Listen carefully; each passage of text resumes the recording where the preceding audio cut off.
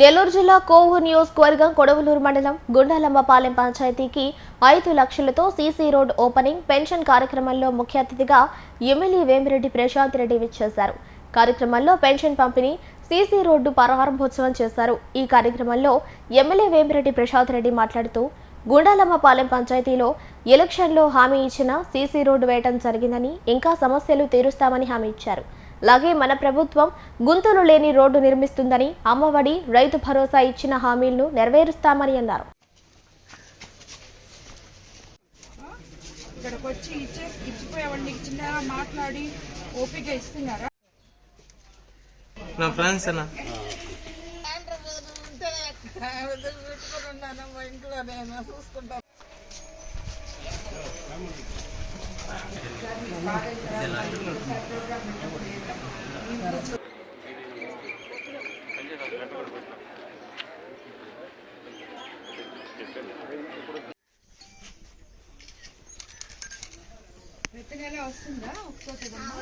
తెలుగుదేశం ప్రభుత్వం అధికారంలో లేనప్పుడు మీరు తెలుగుదేశం పార్టీ తరఫున సర్పంచ్ గెలిపించడం జరిగింది అంటే మీరందరూ పార్టీ ఎంత అభిమానులో నాకు అర్థమైంది.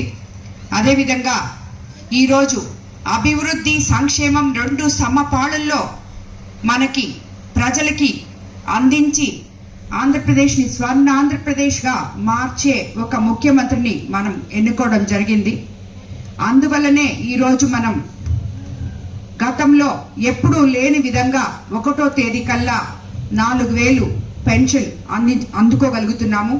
అదేవిధంగా ప్రతి నాయకుడు ప్రతిసారి ఇప్పటికి మనము మన ప్రభుత్వం అధికారంలోకి వచ్చి 11 నెలలైందా ప్రతిసారి ఒక కొత్త గ్రామంకి వెళ్ళి ఆ ప్రజల్ని కలుసుకొని ఆ గ్రామంలో ఏమి అవసరాలు ఉన్నాయో తెలుసుకొని, అదే మేము గాన ఎమ్మెల్యేలు గాన వచ్చి మీ దగ్గరకు వచ్చి పెన్షన్ ఇకపోతే మీ గ్రామాలకి ఎప్పుడు వస్తారో కూడా తెలియదు. అలాంటిది లేకుండా ప్రతి గ్రామం సందర్శించి ఆ గ్రామంలో ప్రజలకి ఏం కావాలో చూసే ఒక మంచి గొప్ప కార్యక్రమాన్ని మన ముఖ్యమంత్రి చంద్రబాబు నాయుడు గారు ప్రారంభించడం జరిగింది. ఆ రకంగా ప్రతి ఒక్కరిని మేము చూడడం జరుగుతుంది. ప్రతి గ్రామంలో సమస్యలు తెలుసుకోవడం జరుగుతుంది.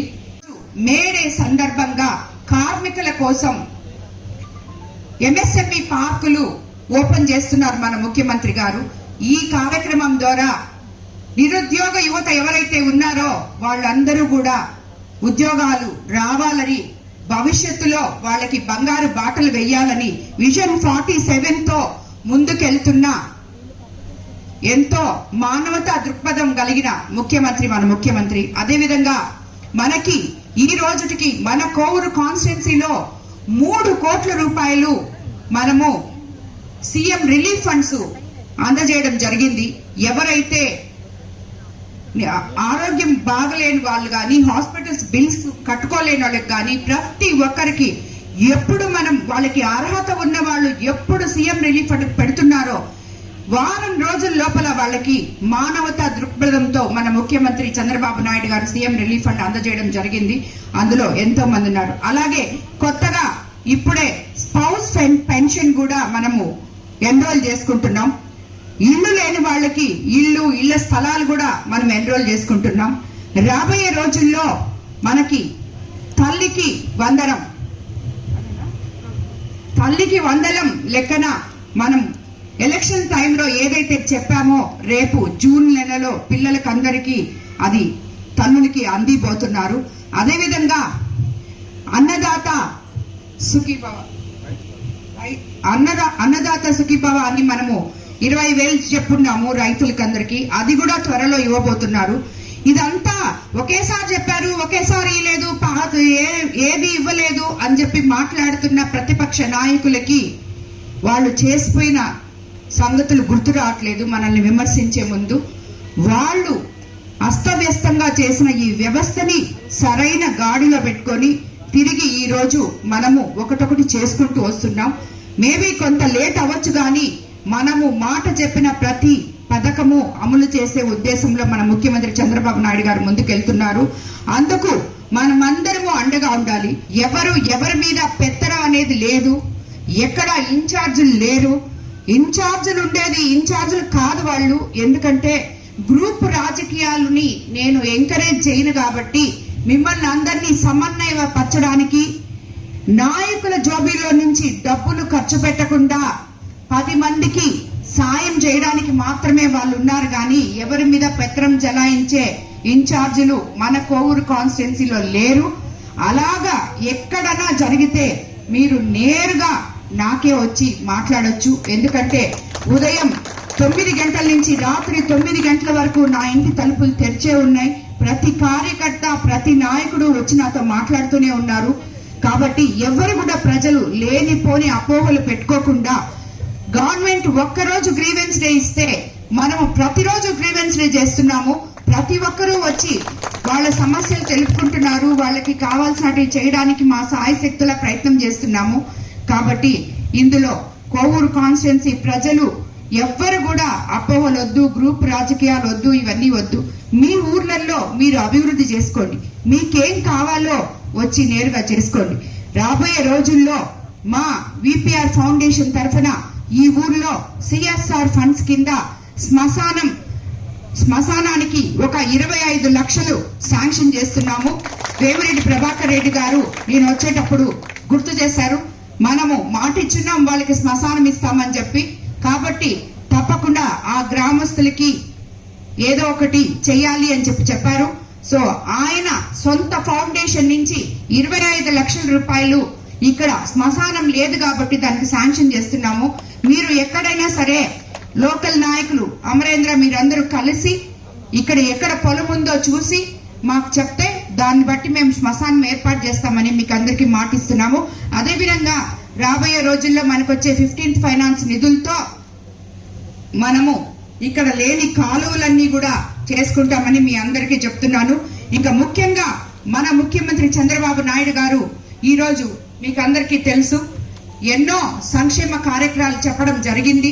అందులో భాగంగా మనము ఒకటొకటి చేసుకుంటూ వస్తున్నాం. ఎందుకంటే గత ప్రభుత్వం అస్తవ్యస్తం చేసిపోయిన ఖజానాని తిరిగి మనము ఒక లైన్ లోకి పెట్టి, గాడిలోకి పెట్టి, మొట్టమొదట అవ్వా తాత 3,000 ఉన్న పెన్షన్ ని 4,000 చేశారు. అదే విధంగా ఆ తర్వాత మహిళల కోసం 3 సిలిండర్లు ఇచ్చే కార్యక్రమం మొదలు పెట్టారు. అదే విధంగా మన నారా లోకేష్ బాబు స్కూల్స్ అన్నిటినీ ఇప్పుడు ఒక గాడిలోకి తీసుకొచ్చి పిల్లలకి విద్య ఎంత అవసరమో మనం అందరం చూస్తున్నాం. దాన్ని సక్రమంగా తీసుకొస్తున్నారు. మన ఉప ముఖ్యమంత్రి పవన్ కళ్యాణ్ గారు పంచాయతీరాజ్ మినిస్టర్ గా మనకి రోడ్లు ఎంత అవసరమో మనం ఎంతో మంది ఆ రోడ్లలో వస్తూ పడిపోవడం జరిగింది. అలాగా లేకుండా కనీసం గుంతలు మయమైన రోడ్లని గుంతలు లేని రోడ్లుగా చేసుకోగలిగాం ఈ రోజు.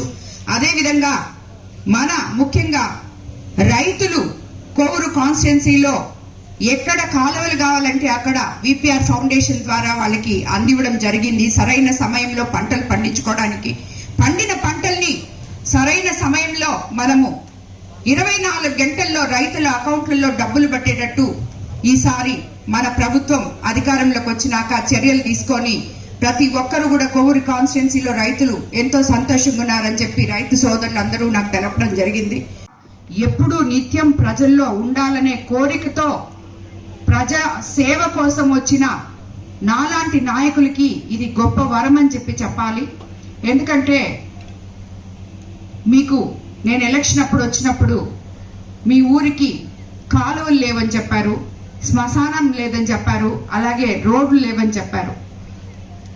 గత 5 సంవత్సరాల్లో మన సర్పంచ్ చాలా ఇబ్బంది పడింది. ఎందుకంటే ₹1 కూడా 15th ఫైనాన్స్ నిధులు కానీ ఏ ఒక్కటి కూడా రాక మీ ఊరి అభివృద్ధికి నోచుకోలేదు. ఇప్పుడు మొట్టమొదటిసారిగా మన ప్రభుత్వం అధికారంలోకి వచ్చినాక 15th ఫైనాన్స్ లో సర్పంచుల అకౌంట్లలోకి నిధులు వస్తున్నాయి. అదేవిధంగా ఒక ఎమ్మెల్యేగా నేను కూడా మీ ఊరికి పనులు చేయడం, నిధులతో చేయడం మొదలు పెట్టాము.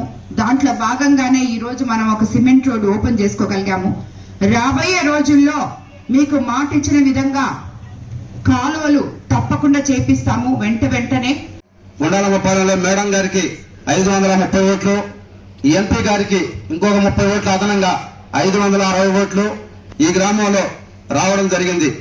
అలాగే మేడం గారు కూడా గుర్తు పెట్టుకొని వచ్చినటువంటి తొలి 6 నెలల్లోనే ఒక 5 లక్షల రూపాయలు సిమెంట్ రోడ్డు ఈ రోజే మనం ప్రారంభోత్సవం చేసుకోవడం జరిగింది.